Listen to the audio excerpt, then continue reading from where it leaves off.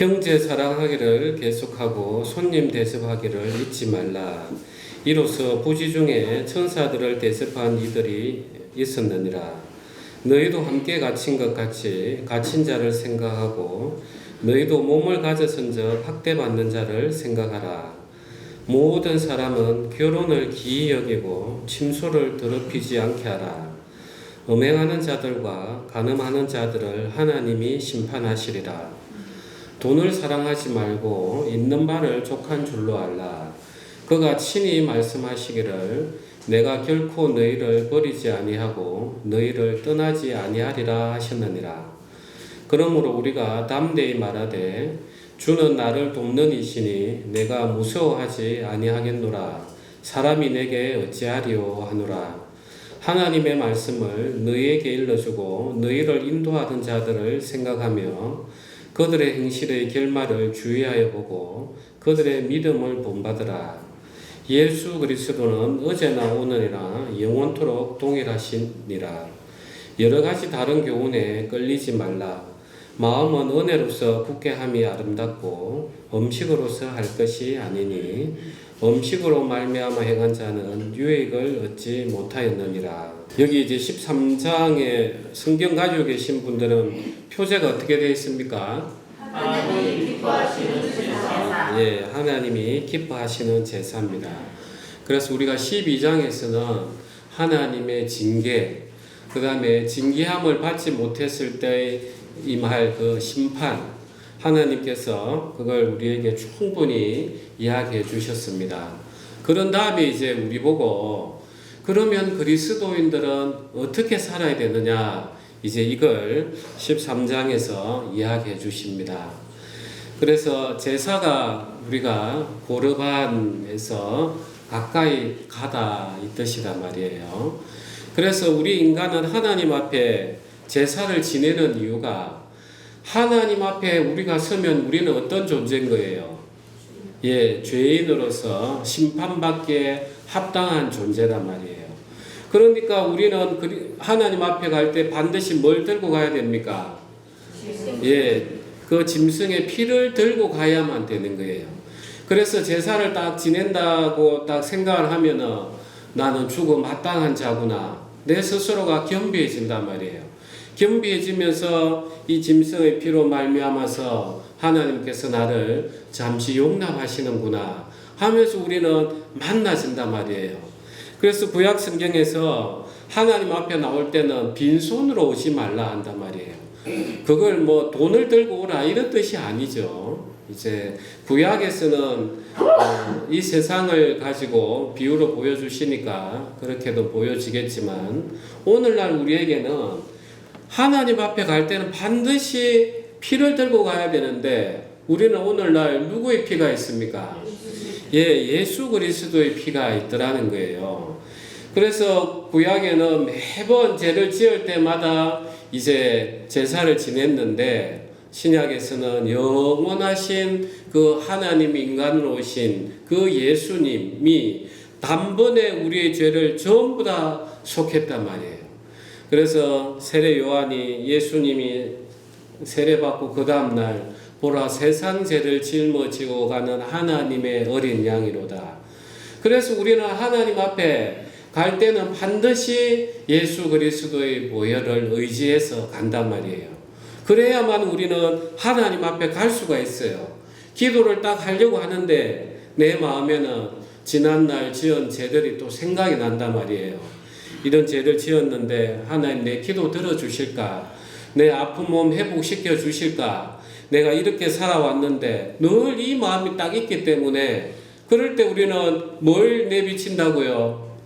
예수 그리스도의 보혈. 그래, 이런 나를 하나님이 아셨기 때문에 예수 그리스도를 보내셔서 십자가에 못 박으시고 영원히 하늘나라에 그 피를 발라서 하나님께서 우리를 받을 수 있도록 예수님 육체를 통해서 하나님이 계시는 지성소로 착 들어갈 수 있는 문을 열어주셨구나 하면서 우리는 가는 거예요. 자, 그때 우리는 뭘 들고 갈 거냐는 거예요. 그때 맨날 예수님 앞에 죄만 들고 갈 거냐, 우리도 제사를 지내야 되는데 어떤 제사냐 보니까 이제 우리는 죽을 필요가 없으니까 우리가 살아있으면서 하나님 앞에 다가갈 수 있는 이게 뭘까? 이게 오늘 제목이 하나님이 기뻐하시는 제사단 말이에요.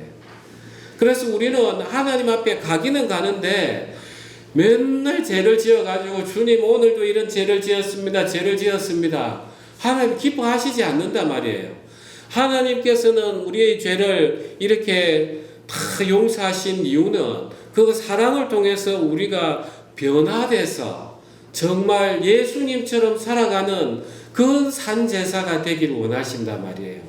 그래서 오늘 히브리서 13장에서는 그 예를 들어서 사랑, 그 다음에 거룩함, 그 다음에 하나님을 온전히 믿는 그 믿음의 순종함을 이야기해 주고 있어요. 오늘 그걸 보면서 우리가 어떻게 살아야 되는지 한번 보겠습니다. 그래서 1절에 형제 사랑하기를 계속하고 이렇게 이야기를 하고 있습니다. 자, 이 사랑이라는 게 필라델피아, 그다음에 필로서. 그래서 형제 사랑을 이제 필로서적인 사랑이다. 그다음에 하나님이 우리를 사랑하는, 부모가 그 자식을 아무런 조건 없이 사랑하는 걸 아가페적인 사랑이다. 이제 이런 표현을 하고 있죠. 그래서 형제라는 관계는 참 특별해요. 왜냐하면은 사실 그 본질이 동일하단 말이에요. 저도 지금 우리 형님이 계시지만 형제잖아요. 육체적으로 보면은 아버지 어머니가 이제 같단 말이에요. 그러니까 그 본질을 따라가 보면은 같은 존재인 거예요. 한 아버지, 한 어머니 밑에서 그 어머니의 뱃속에서 같이 나왔으니까. 그러니까 형제를 사랑한다는 것이 진짜 어떻게 보면은 자기를 사랑하는 거기도 하고 또 부모를 경배하는 거기도 하고 동일한 거예요. 그러면 오늘날 우리는 어떻습니까? 우리가 히브리서 2장으로 한번 잠깐 가보겠습니다. 2장 11절 우리 다 같이 합독하겠습니다. 거룩하게 하시는 이와 거룩하게 함을 입은 자들이 다 한 근원에서 난지라. 그러므로 형제라 부르시기를 부끄러워하지 아니하시고. 우리의 제일 큰 형님이 누굽니까? 예수님이신 거예요. 이 육신으로 보면은 이제 거듭난 육신으로 보면은 너무나 신비한 거예요. 하나님이 어떻게 당신을 육체를 인간으로 오게 하셔가지고 우리의 형제 자매가 됐는가.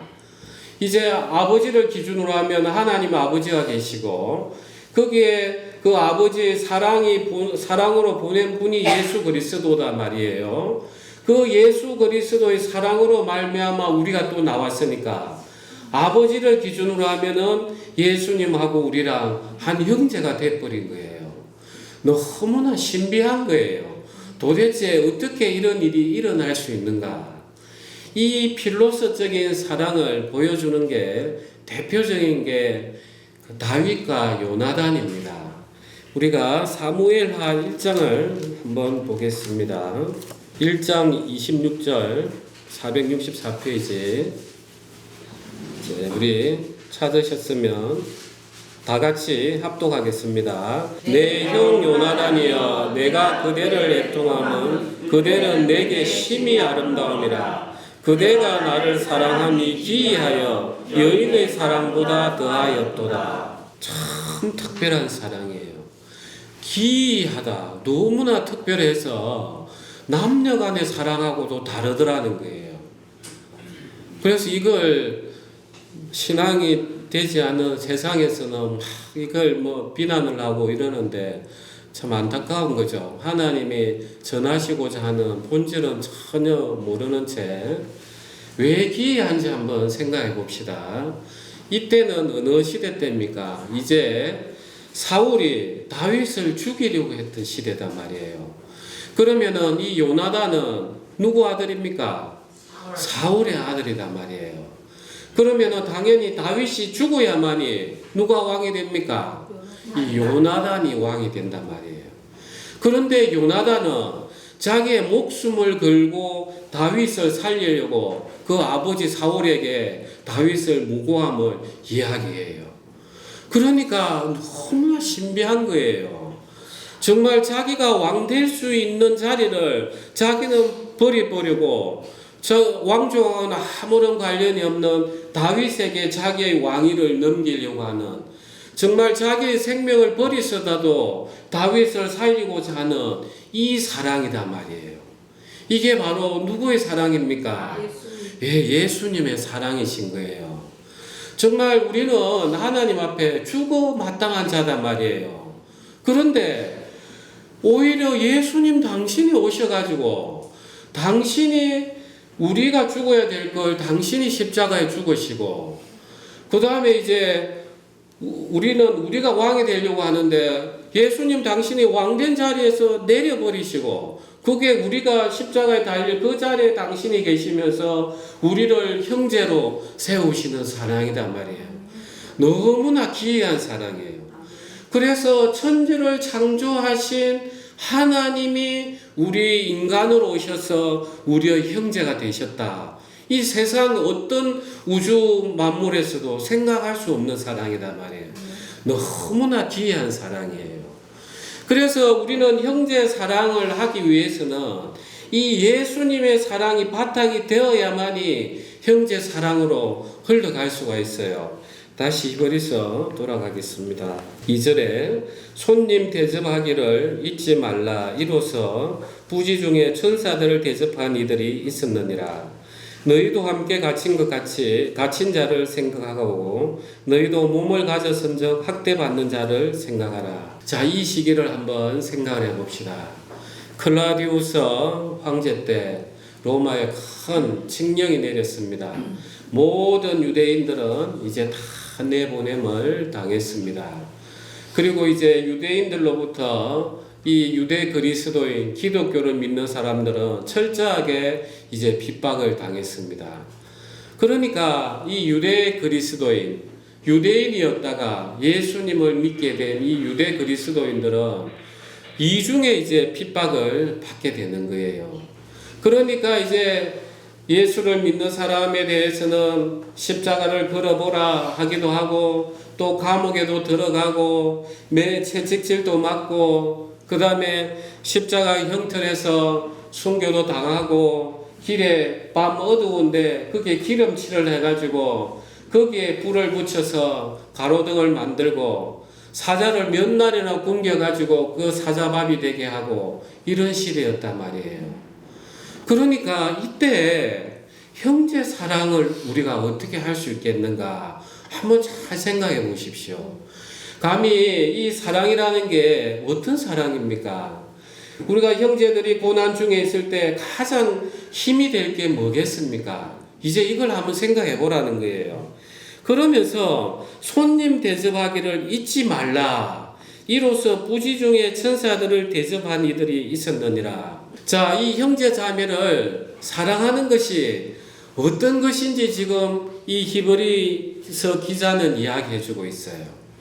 이 부지 중에 천사를 대접한 사람이, 대표적인 사람이 아브라함하고 삼손의 아버지 마노아가 있어요. 아브라함이 이제 마물의 상술의 나무에 있는데 저 멀리서 남자 세 사람이 걸어오는 거예요. 그래서 뭣도 모르고 크게 대접을 하니까 그분들이 하늘에서 보낸 천사였단 말이에요. 그러니까 아브라함이 더욱더 큰 복을 받을 수밖에 없는 거죠. 삼손도 그랬어요. 삼손의 그 어머니가 천사를 만나 와가지고 기이한 그 남편에게 이야기하니까 남편이 이제 깜짝 놀라는 거죠.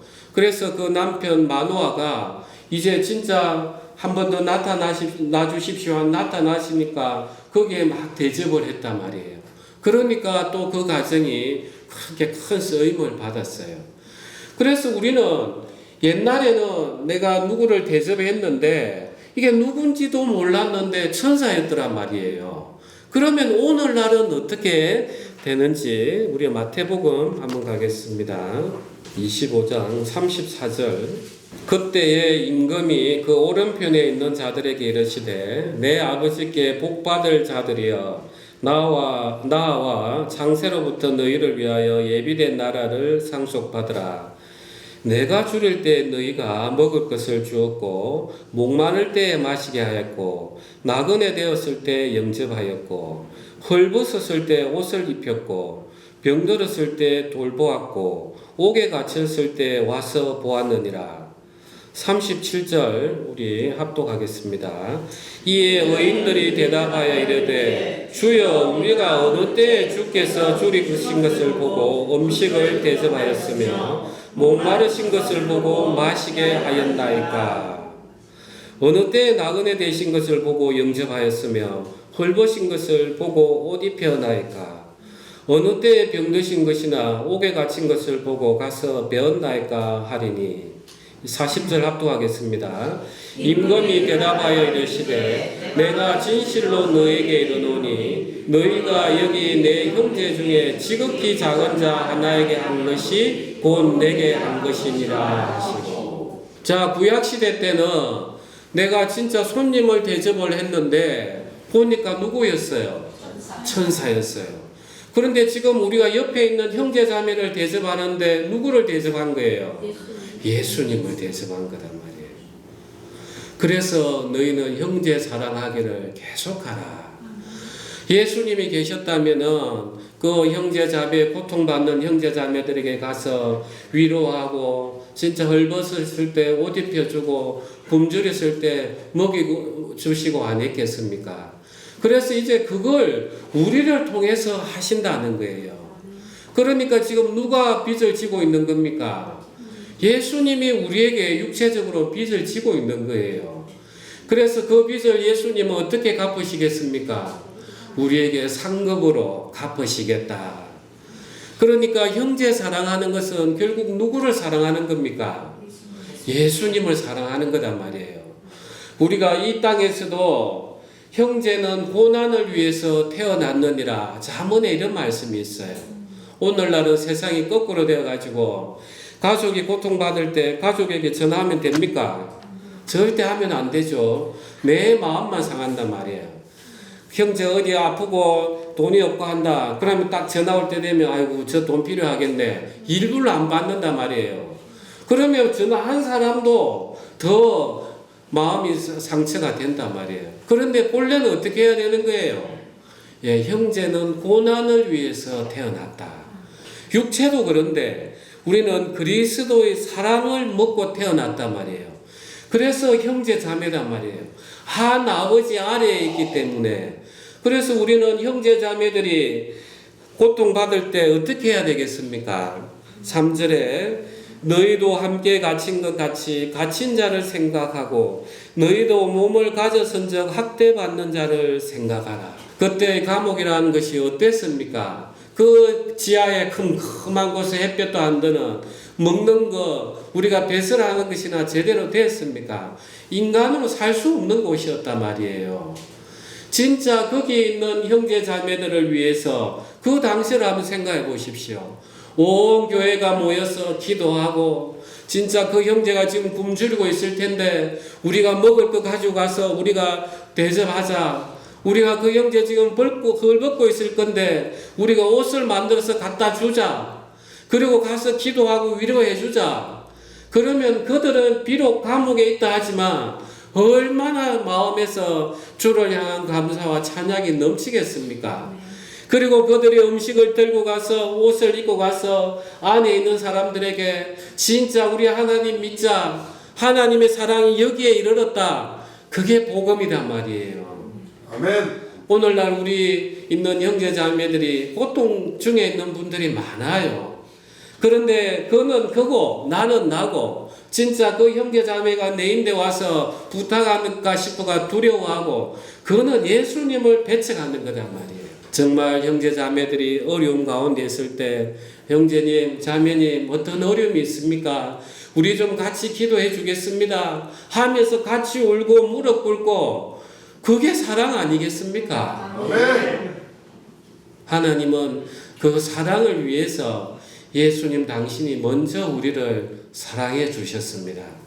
그래서 형제자매들을 더욱더 서로 귀하게 생각하시고 그 어려운 형제 자매들을 보면은 정말 하나님이 나의 상급을 위해서 이렇게 붙여주셨구나. 하나님, 제가 예수님으로 말미암아 큰 빚을 졌는데 제가 이제 그 빚을 좀 갚겠습니다. 그래서 예수님께서 하늘 날아가서 그 상급을 내려주면은 요한계시록에 보면 어떠합니까? 그 장로들이 그 면류관을 전부 다 다시 예수님 앞에 다 내려놓는단 말이에요. 주님 주신 사랑으로 이루어진 것입니다. 주님이 영광 받으십시오. 이게 그리스도인의 사랑이에요. 그리스도인이 그렇게 살아야 되는 거예요. 아멘 되시죠?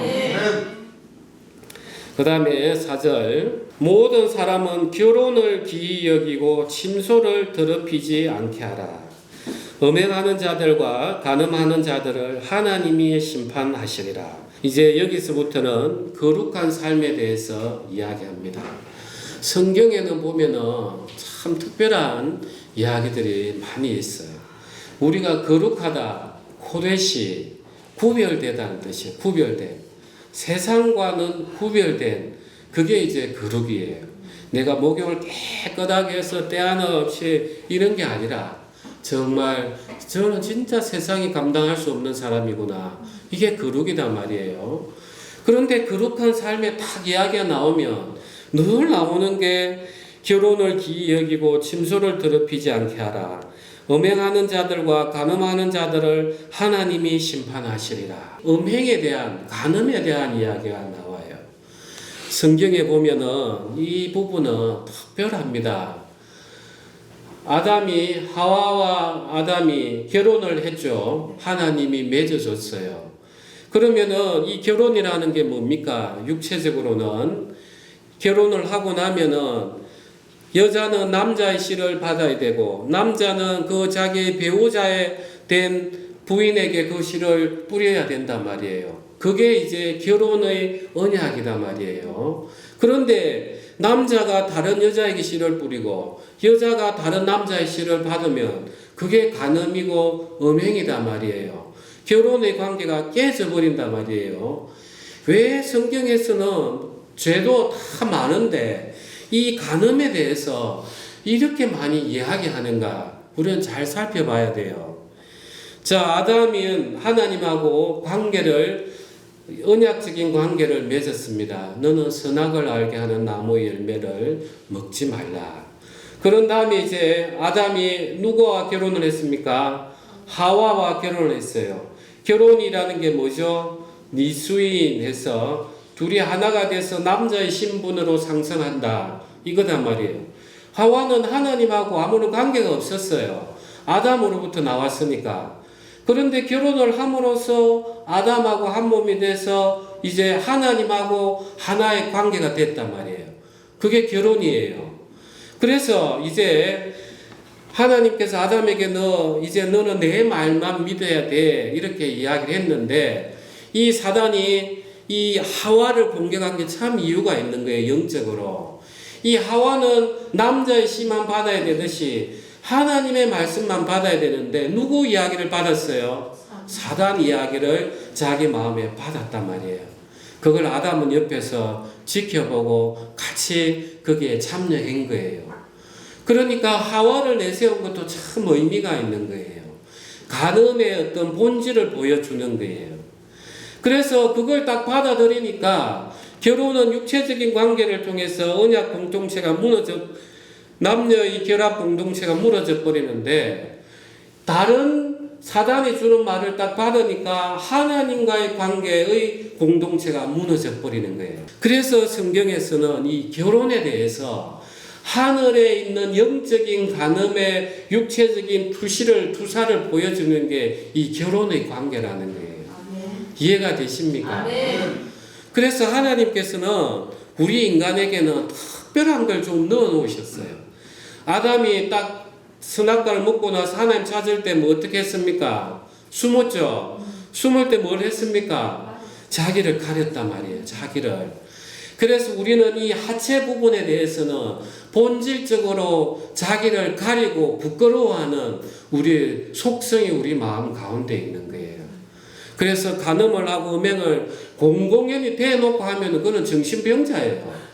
전부 다 숨어서 한단 말이에요. 보이지 않는 어둠. 자, 어둠으로 들어가면은 어떻게 되느냐? 하나님의 말씀이 무시가 돼요. 점점 더. 왜냐하면 육체가 주는 그 쾌락이 있기 때문에 아이고 이래 살다 죽지 뭐 하면서 하나님의 말씀이 보면은 자꾸 나를 책망하기 때문에 점점 멀어지면서 그 사단이 주는 세상으로 흘러가게 돼 있어요. 그래서 구약 시대 이스라엘은 보면은 전부 다 마지막에는 어떻게 되냐? 그 이방 여인들하고 간음을 하고 결혼을 해버리니까 어디로 흘러갔습니까? 우상 숭배로 흘러가서 하나님을 떠나는 영적 간음을 했단 말이에요. 왜 이 히브리서 기자는 이 부분을 이야기했겠습니까? 그 로마 시대 때 당시에는 로마서 1장에 보면은 다 순리대로 안 써요. 얼마나 음행에 지저분했는지 여자가 여자를 향해서 음욕이 불타이르고 남자는 남자를 향해서 음욕이 불타이려서 충분히 그의 보응된 형벌을 받았느니라. 얼마나 많은 사람들이 그때 그 성병으로 죽었는지 이야기를 하고 있는 거예요. 그리고 고린도서에도 보면은 심지어 그 아버지의 자식이 새로 들어온 어머니랑 간음하는 일까지 있었단 말이에요. 이 로마 시대가 성적으로 너무나 문란했던 거예요. 그러니까 그 기독교인들도 그런 것들을 보면서 저리 살아도 되는가 보다 이렇게 생각으로 흘러간단 말이에요. 그렇게 흘러가면 어디로 간다는 거예요? 결국은 우상 숭배로 가고 하나님을 떠나게 돼 있는 거예요. 그래서 그리스도인들이 거룩한 세상과는 구별된 삶을 살지 않으면 반드시 하나님 떠나게 돼 있습니다. 저도 이제 교회를 이제 어느덧 이제 5년차 정도 목회를 하고 있잖아요. 처음에는 몰랐던 내용들을 많이 보고 있습니다. 정말 이 서신서에 있었던 그 사도들의 마음, 제가 뭐 발에 그 때만큼이라도 알지는 못하겠지만 그들의 마음에 대해서 제가 짐작이 가는 것들이 있어요. 정말 하나님을 믿노라 하지만 자리만 지키고 왔다 갔다 하고 이러는 사람들은 정말 변화되지 않더라고요. 그러면서 결국은 떠나더라고요. 처음에는 교회를 떠나지만 나중에는 하나님을 떠나게 돼 있어요. 이게 우리 영적인 간음의 현주소인 것입니다. 그래서 거룩한 삶이라는 것은 반드시 우리가 우상 숭배와 같은 영적인 그 간음, 그뿐만 아니라 그것은 육체에서부터 시작이 된단 말이에요. 그래서 이 육체에 대해서 정결함이 우리는 꼭 필요한 것입니다. 그래서 오늘날 현대인들은 많은 가정이 깨져 있는데 지난 삶은 우리가 다 십자가에 못 박는다 하더라도 그리스도 안에서는 이러한 삶으로 다시 나아가면 안 되는 것입니다. 그 다음에 5절 돈을 사랑하지 말고 있는 바를 족한 줄로 알라. 그가 친히 말씀하시기를 내가 결코 너희를 버리지 아니하고 너희를 떠나지 아니하리라 하셨느니라. 그러므로 우리가 담대히 말하되 주는 나를 돕는 이시니 내가 무서워하지 아니하겠노라. 사람이 내게 어찌하리요 하노라. 그 다음에 이제 구별된 삶이 돈을 사랑하지 말라는 거예요. 자, 이 돈을 사랑한다. 이게 필라르기스라고 이렇게 하는데 필레오에다가 아르기스 돈을 사랑하는. 그래서 돈을 사랑하지 말라 하는 게 앞에 부정의 접도 아가 붙어가지고 필레르기스 이렇게 합니다. 그래서 똑같이 형제 사랑하는 그 필레오 동사를 똑같이 쓰고 있어요. 그런데 본래는 우리는 누구를 사랑해야 돼요? 본래는 누구 사랑해야 돼요? 예, 형제 자매를 사랑해야 되는데 정작 형제 자매는 사랑하지 않고 사랑해서는 안 되는 세상 돈을 사랑하더란 말이에요. 그래서 제가 하나 들어오니까 하나님의 질서가 다 왜곡이 돼버려 있는 거예요. 돈을 사랑하지 말고 있는 바를 족한 줄로 알라. 여러분 이런 삶을 살고 계십니까? 저는 참 하나님 앞에 감사한 게 돈을 모으는 재주는 안 주셨어요. 그래서 제가 좀 돈을 모아보겠다 하는 순간 희한하게 온 주식 시장이 엉망이 돼버려요. 그래서 제가 요즘에 우리나라의 주식시장이 되게 안정화되어 가고 있는데 제가 안 해서 그렇습니다. 그래서 돈을 사랑한다는 것은 결국은 어디로 흘러가게 되어 있습니까? 세상으로 흘러가는데 결국은 누구를 안 믿는다는 거죠? 예, 하나님을 안 믿는다는 거예요. 그래서 내가 결코 너희를 버리지 아니하고 너희를 떠나지 아니하리라 하셨느니라. 그러므로 우리가 담대히 말하되 주는 나를 돕는 이시니 내가 무서워하지 아니하겠노라. 사람이 내게 어찌하리요. 우리는 정작 진짜 형제를 사랑해야 되는데 형제를 사랑하려면 내 주머니에서 돈이 나와야 된단 말이에요. 그런데 돈을 사랑하니까 형제가 사랑이 되겠습니까?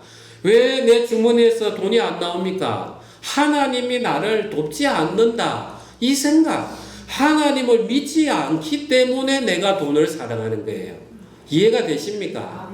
그래서 돈을 사랑하는 그 근본 밑에는 하나님 안 믿는 마음이에요. 내가 나를 지켜야 되거든. 어떻게 하나님을 믿겠습니까? 그래서 반드시 형제를 사랑하려고 하면은 이 입으로 말로 되는 게 아니에요. 그야말로 내 주머니에 있는 돈을 꺼내 가지고 이걸 가지고 형제 사랑을 나아가야 되는 거예요.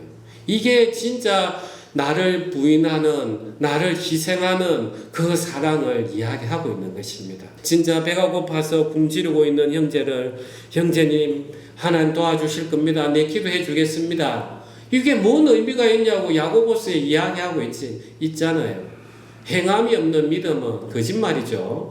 예수님 아무리 믿습니다. 제 회개합니다. 그런데 행함이 없으면 거짓말하는 거죠. 그래서 우리 그리스도인은 오늘 주보에 읽었듯이 이 육체를 버리는 삶을 계속 살아내야 되는 거예요. 그러지 않으면 우리는 하나님 다 떠나게 돼 있습니다. 그러면 7절 하나님의 말씀을 너희에게 일러주고 너희를 인도하는 자들을 생각하며 그들의 행실의 결말을 주의하여 보고 그들의 믿음을 본받으라. 8절 합독하겠습니다. 예수 그리스도는 어제나 오늘이나 영원토록 동일하시니라. 자, 그러면서 이제 히브리서 기자는 이야기합니다. 믿음의 사람들을 한번 보라. 자, 믿음의 사람들도 얼마나 핍박과 고통 가운데서 고난을 당했느냐. 그런데 그들이 정말 자기의 허물들을 부인하고 회개하면서 하나님을 향한 믿음으로 나아갔을 때 한 민족을 구하고 정말 온 세상에 여호와의 이름을 전파하고 하나님을 영광스럽게 하지 않았느냐. 너희는 그 믿음의 사람들을 좀 봐라. 하나님은 영원하시다. 그러면서 예수 그리스도는 어제나 오늘이나 영원토록 동일하시느니라. 왜 이 말씀을 하시냐? 이걸 우리는 주목해야 됩니다. 구약 성경의 창세 때부터 이야기하시는 분이 누구십니까? 예, 성자 하나님. 성자 하나님이 우리가 성부 하나님은 영이시기 때문에 안 보이신단 말이에요. 그래서 이 말을 하실 분이 필요한 그 성자 하나님을 통해서 말을 하고 계셨단 말이에요.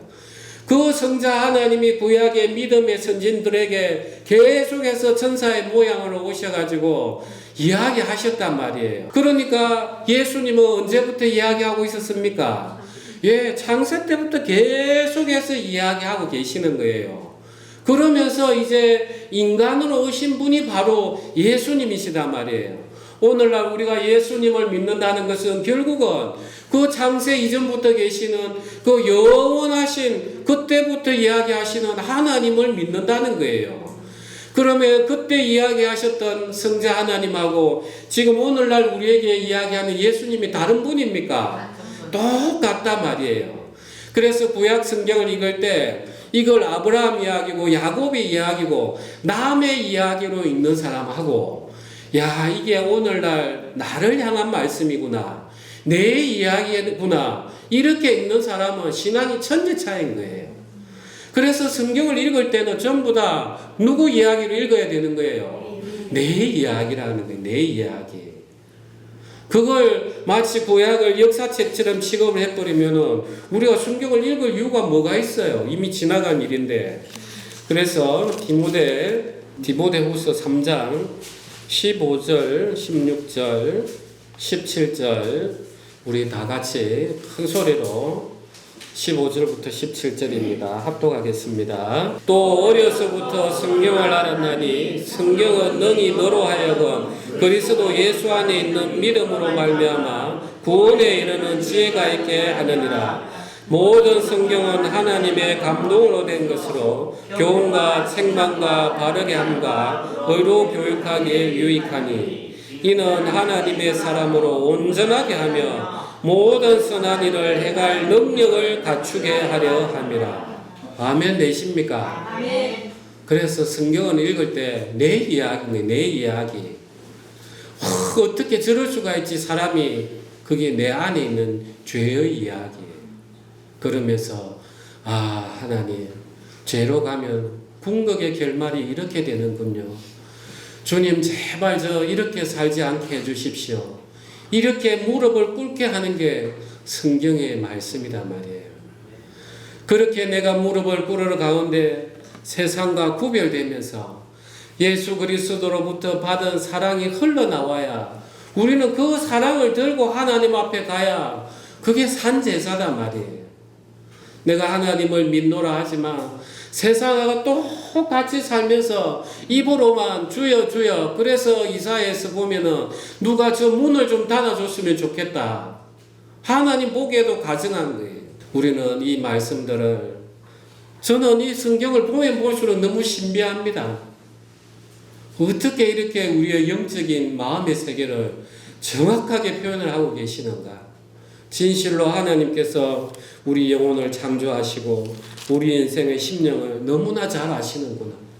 이런 하나님 앞에 이제 내가 나를 숨기는 걸 다 벗어버리고 내 벌거 벗은 몸으로 가서 예수님의 사랑 가운데서 얻은 사랑으로 형제 사랑하고 내가 진짜 하나님만을 의지해야 되겠구나.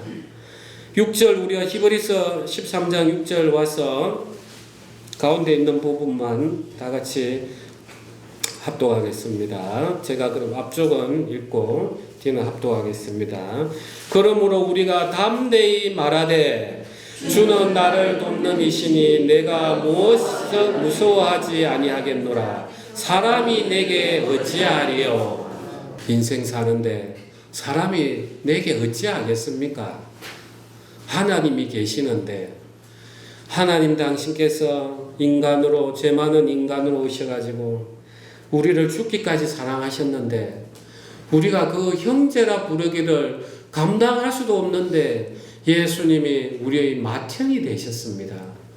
하나님은 우리를 그렇게 보고 계시는데 우리가 먼 세상에 부귀영화 누릴 거라고 돈 사랑하고 형제 어려움을 못 본 채 하고 거룩하지 못하게 살겠습니까?